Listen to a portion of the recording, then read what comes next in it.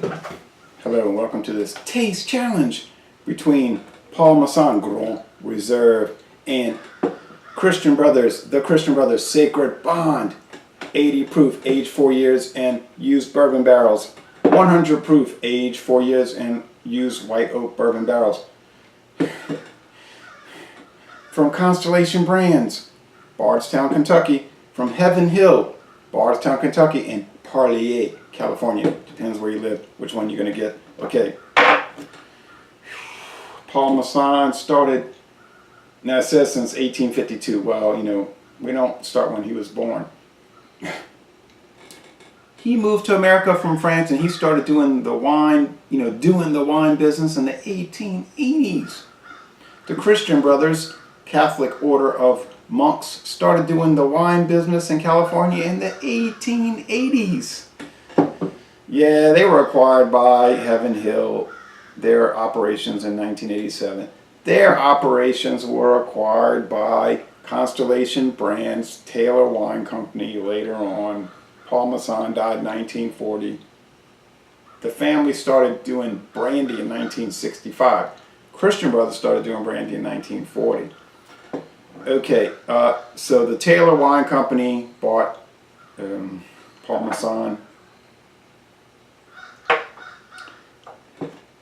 and the Taylor Wine Company transmogrified into Constellation Brands of today, which owns so many brands. It's almost like a constellation in the, what they call that, the universe. Okay, this has been on the market since 2016. They say it's the first bottled in bond brandy. Well, no, because if you look on liquor.com, the company that sells the collectible liquor bottles, in fact, there was a Hartley bottled in bond brandy in the early 80s. Yeah, so I'm planning to go to the Tulane game. They're hosting the University of Tulsa, Golden Hurricane, and they moved the game up to 10 o'clock a.m. due to the approach of Hurricane Nate. All right. Well, they're both amber. I mean, you know what? With the Christian Brothers Grand Reserve VSOP, it was lighter than the Sacred Bond. But these two match up in appearance. Look at that deep amber. Both of them got the same color. Deep amber. Now, if you're into brown spirits, if you like whiskey, you probably would like brandy because brandy is sort of like grape whiskey. They take various wine varietals, they turn them into brandy, then they blend the brandies, they get bottled brandy.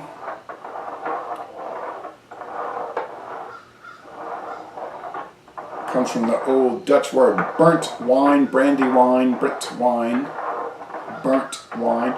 There was a famous battle, the Battle of Brandywine Creek, Brandywine Creek, to look it up, in America. Brandy is more popular in South Asia and East Asia than it is in America and Europe, but it's still got its place, in Europe. It's very popular in Africa. And in America, it's very popular with the Africans who live in America, the African American community, whatever. Okay. You say, why is that? What are you trying to say?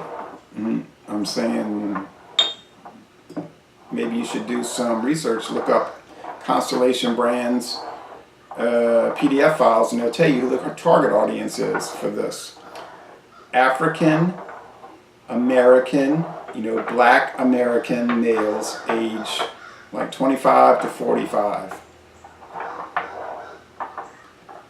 Certain people drink certain things, okay? My daughter was mad. She was like, can you believe they called that a girly drink because it was sweet? I was like, well, she was saying that's sexist and all. I was like, well, that's probably who mostly drinks it. I did a video called Understanding Stereotypes, and if you look it up, you probably like it if you're open-minded. Now, if you're closed-minded, you probably hate it. Ugh.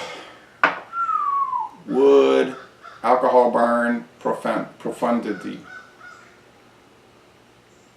Less wood, less alcohol burn, less profundity, more sweetness, caramel.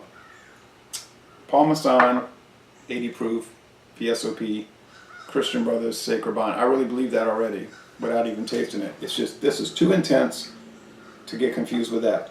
Are they both good? Well, they're fantastic, honestly. Okay, taste.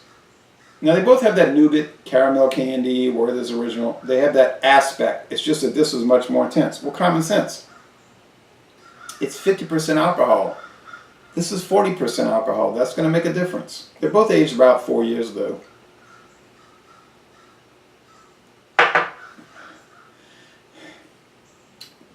It's just too woody.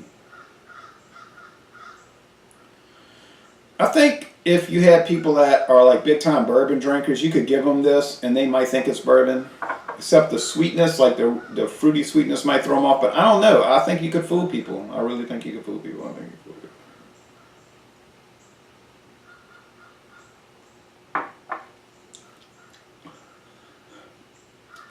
It's pretty intense though.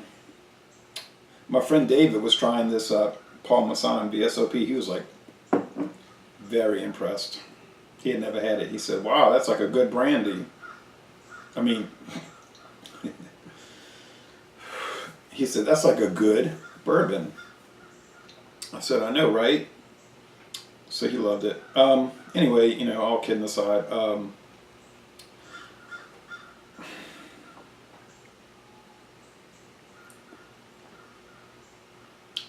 this is about $14 a bottle. This is about $25 a bottle, so you could pick your poison, right?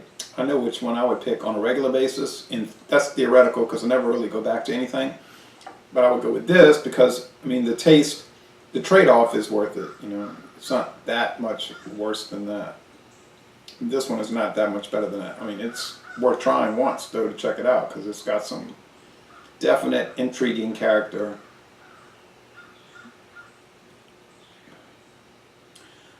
But it's just too woody. This has got to be the Christian Brothers.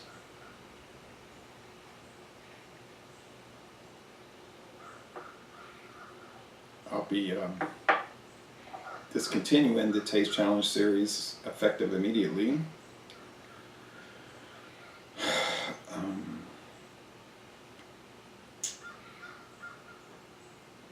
CB Christian Brothers.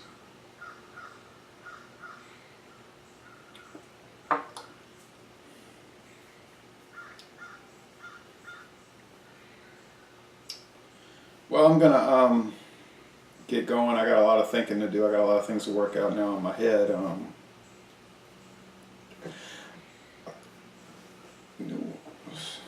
Anyway, so the bottom line is, don't listen to me. Just buy them and try them, and maybe you can figure them out. All right, thanks for watching this Taste Challenge.